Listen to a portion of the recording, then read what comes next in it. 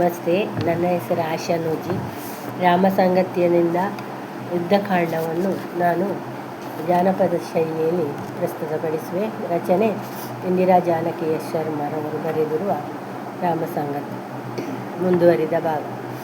ದೇವಾಂತಕನು ನರಾಂತಕನತಿಕಾಯನು ತ್ರಿಶರನ ಜೊತೆಗೂಡಿಕೊಂಡು ಯುದ್ಧದೊಳ್ಗೆಲುವನ್ನು ಸಾಧಿಸಿ ತರುವೆವು ಎಂದಾರೋ ಪ್ರಭುವೇ ನಾ ಮುಂದು. ಬಲುಪನ್ನು ಜಾಗೃತಗೊಳಿಸುತ್ತ ಧೈರ್ಯವಾದ ಶಶಿರನಿಗೆ ಕೊಟ್ಟ ತ್ರಿಶಿರ. ಯುದ್ಧೋತ್ಸಾಹವ ತಾಳಿ ರಾವಣನ ಪುತ್ರರು ಮುನ್ನುಗ್ಗಲೆದುರಾಯ್ತು ಬವರ. ಬಜರಂಗಿ ಹೊಡೆತಕ್ಕೆ ದೇವಾಂತಕನು ಸತ್ತ, ತ್ರಿಶಿರನು ಕೊನೆಯುಸಿರೆಳೆದ. ಅಂಗಾದ ನಿಂಹತನಾಗೆ ನರಾಂತಕ ಮತ್ತಾನ ಋಷಭಾನು ಕೊಂದ. ನೀಲನು ಸಂಹರಿಸಲು ಮಹೋದರನನ್ನು ಓಡಿತು ರಕ್ಕಸ ದಂಡು. ಕೋಪದಿಮ್ರತವೇರಿ ಅತಿಕಾಯ ಬಂದಾನು ರಾಕ್ಷಸರ ಪಜಯ ಕಂಡು.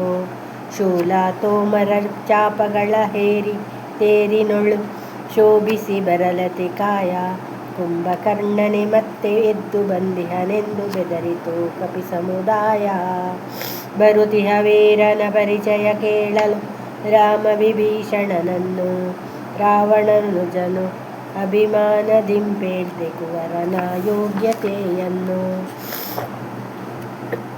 ದಶಕಂಠನಿಗೆ ಧಾನ್ಯವಾಲಿನಿಯದರ ಹುಟ್ಟಿದ ನಿವನತಿಕಾಯ. ಶಸ್ತ್ರಾಸ್ತ್ರ ನಿಪುಣನು ಮಾರ್ಕೊಂಡು ನಿಂತಾರೆ ಶತ್ರು ಸಮ್ಮುಖದಲ್ಲಚೇಯ.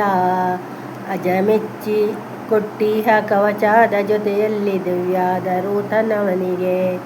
ದೇವದಾನವರಿಂದ ಮರಣವೇ ಬರದಂತೆ ಬ್ರಹ್ಮನ ವರವಿದೆ ಕಲಿಗೆ. ಲಂಕೇಶರ ಪುತ್ರ ಕಪಿ ಸೈನ್ಯದೊಳು ಹೊಕ್ಕ ಜೀವೊಡೆದನು ಚಾಪವನು. ಎದುರಿಸಿ ನಿಂದಿಹ ವಾನರ ಮುಖ್ಯರ ಶರವೃಷ್ಟಿಯಂ ಘಾತಿಸಿದನು. ಯುದ್ಧ ಮಾಡದೆ ನಿಂತ ಕೀಶ ವೃಂದದ ಮೇಲೆ ಬಾಣವನ್ನೆಸೆಯದೆ ಬಿಟ್ಟ. ಸಾಮರ್ಥ್ಯವುಳ್ಳವನೆದಿರಿಸಿ ಹೋರಲಿ ಎಂಬ ಪಂಥಾಹ್ವಾನ ಕೊಟ್ಟ.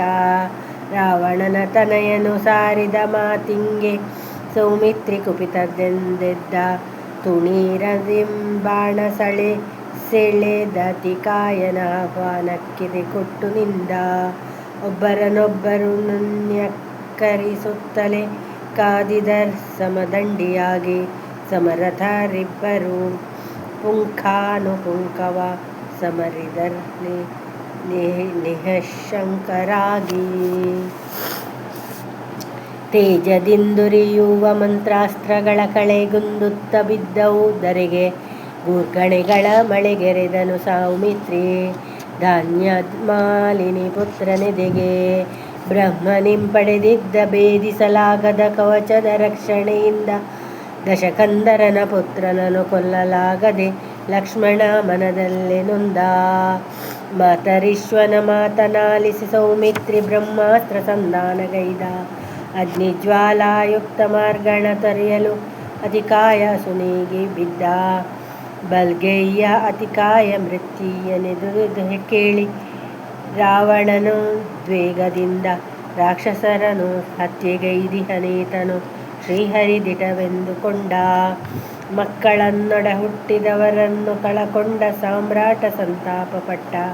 ಸ್ವರ್ಣಲಂಕೆಯ ಸುತ್ತ ಕಾವಲು ಪಡೆಯನ್ನು ಹೆಚ್ಚಿಸಲಾಜ್ಞೆಯ ಕೊಟ್ಟ. ಮೇಘನಾದನು ಬಂದು ಧೈರ್ಯವನ್ನೊರೆದನು ಜನಕಂಗೆ ತಲೆಬಾಗಿ ನಿಂದು. ಉತ್ಸಾಹದಿಂದಲೇ ರಣಭೂಮಿಗೈದು ತಂದ ರಿಪುಗಳ ಸಂಹಾರಕ್ಕೆಂದು. ಧನ್ಯವಾದಗಳು.